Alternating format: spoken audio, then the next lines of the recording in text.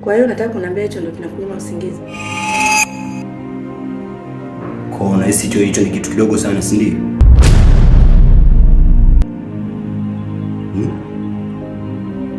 Unadhani hilo ni jambo dogo sana?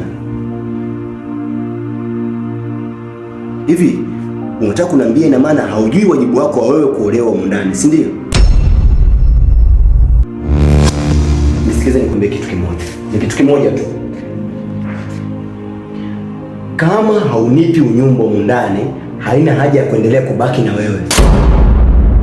Nakwambia ukweli kabisa. Huu ni ukweli kabisa. Mimi nimekuoa wewe sio kwa sababu nikutazame kama TV huko ndani. Na nimekuoa wewe sio kwa sababu labda uconcentrate na kunipikia tu. Hili ndio jambo muhimu ambalo unatakiwa mimi unipatie kama mumeo, na ndio jambo ambalo linalofanya ndoa ipendeze. Lakini sishakwambia naumwa. Emi, unajua unanikela sana. Wewe unaumwa, mimi mumeo uliniambia kama unaumwa. Na ni kitu gani unachokiumwa mpaka sasa mimi unashindwa kunipatia haki zangu za msingi humu ndani? Na kama unaumwa, kwa nini usiseme? Kwa nini usiniambie kwamba mimi bwana mume wangu naumwa? Mimi nijue unachokiumwa kitu gani ili nikupambanie. Miezi mitatu mimi nauangalia kama tochi. Yaani naumezea mate kama vile nyoka kaona vile kichura. Hivi unafikiri iko sawa hii? Emi, mimi sio fala unajua. Sasa kuna option ambazo utakao uzichague hapa.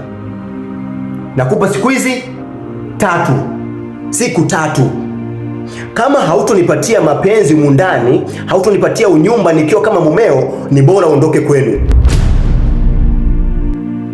Siwezi kuendelea na jitu kama Taila. Nikajikwachua chooni wakati wewe mke wangu upo. Iko sawa hii?